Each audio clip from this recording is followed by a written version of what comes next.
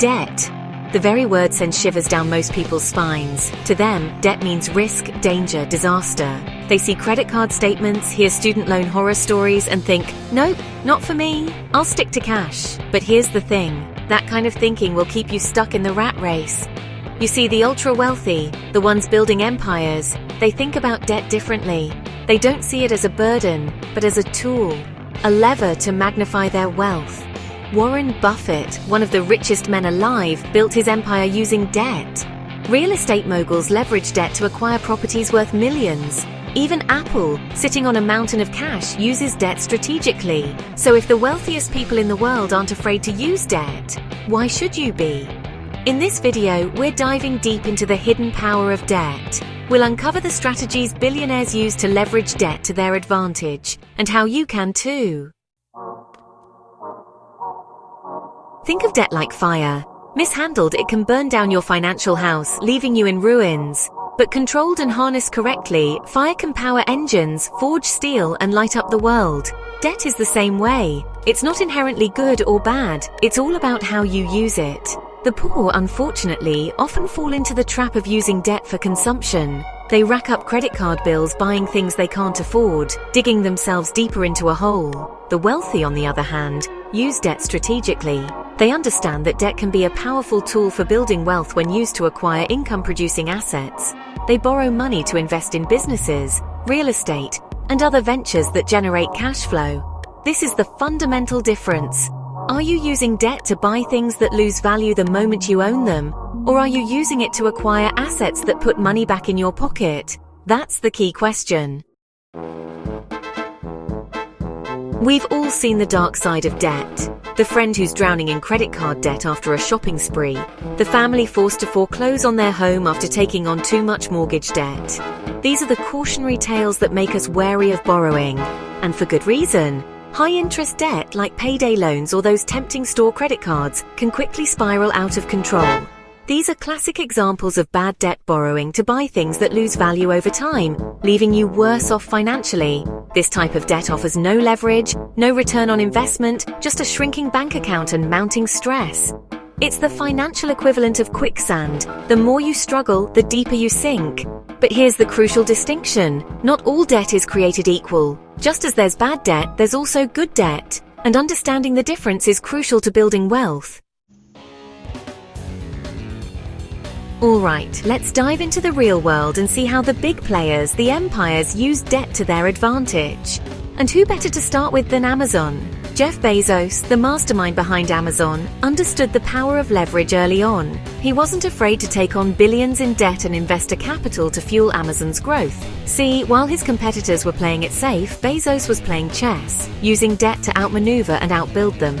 He poured that money into building warehouses, expanding their product lines, and developing new technologies. Did it come with risks? Absolutely.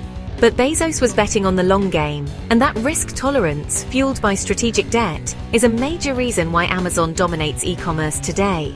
Remember guys, debt isn't inherently good or bad, it's a tool. And just like any tool, it's all about how you use it. Bezos used it to build an empire. Another big player example? Going from burgers to billions. The McDonald's playbook. Most people think McDonald's got rich selling burgers, but Ray Kroc, the man behind the empire, had a different vision. Yes, he used franchise debt to scale rapidly, but that wasn't the real game. The real play? Real estate leverage. Kroc understood something most entrepreneurs miss. The person who controls the land controls the game. So instead of just selling food, McDonald's began buying the land beneath every franchise. Franchisees paid rent. That rent paid off the debt. The debt acquired more land. And the cycle repeated, scaling not just a fast food chain, but one of the world's largest commercial real estate empires. Today, McDonald's earns more from property than from patties. It's not just a restaurant. It's a leveraged real estate machine, disguised as a fast food joint. Now, let's talk about a company that really throws people off when it comes to debt: Apple. You'd think the world's most valuable company, sitting on a mountain of cash, wouldn't need to borrow a dime, right? Well, here's the thing, even Apple uses debt strategically. They've borrowed billions, not because they need to, but because it makes financial sense. See, Apple often borrows at extremely low interest rates, sometimes even lower than the rate of inflation. Why do they do this? Well, they can use that borrowed money to fund massive stock buybacks, which boosts their earnings per share and makes their investors happy. They can also use it to return capital to shareholders through dividends, further increasing the value of their stock. And here's the kicker. Apple can hold a lot of its cash overseas, where it's subject to lower taxes. By borrowing domestically at low rates, they can avoid paying higher taxes on their foreign earnings. So even for a cash-rich company like Apple, debt can be a powerful tool for financial engineering. Listen, the average person sees a pile of debt like $50,000 and their heart starts racing, right? They panic. It's a crisis. But you know who doesn't flinch? Someone building an empire. They see $500,000 in strategic debt. And they see opportunity. They see leverage. Because here's the key difference. They've trained their minds to look at debt differently. They're not thinking, oh no, how am I going to pay this back? They're asking, will this debt build me something that earns more than it costs? That's the game changer. It's like the difference between renting a house and owning a skyscraper. One drains your account every month, the other generates wealth. Same goes for debt. Used poorly, it's a burden. Used strategically, it's a money-making machine. And that shift in thinking, that's what separates the empire builders from the paycheck-to-paycheck crowd.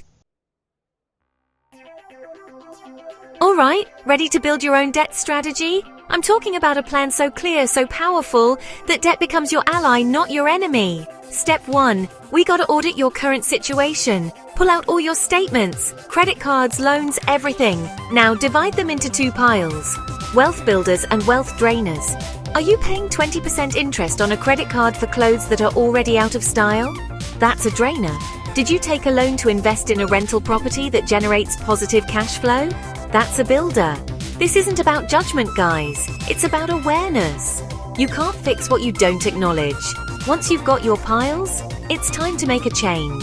Prioritize paying off those drainers and start thinking about how you can use builder debt strategically to accelerate your path to wealth. Next up, we need to separate your business debt from your personal debt.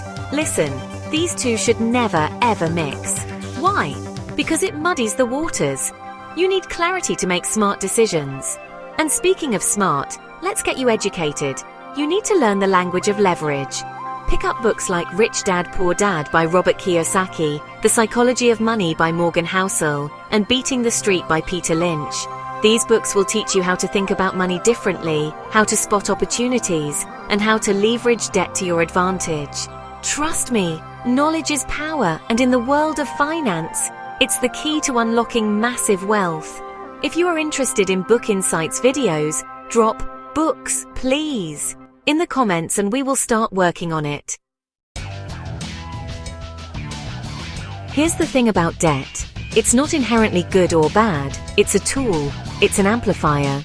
Used recklessly, it can magnify your mistakes, lead to financial ruin, and keep you trapped. But used strategically, it can multiply your wealth, catapult you towards your goals, and help you build an empire that lasts. Debt is not your enemy. It is your amplifier. It can either magnify mistakes or multiply your wealth. Master debt, build empires, live free. Subscribe to Wealthfully Yours for weekly lessons that reveal what schools won't teach you. Next week, we will discuss about how the rich use other people's money, OPM, to build wealth. You can be afraid of debt, or you can make it afraid of you.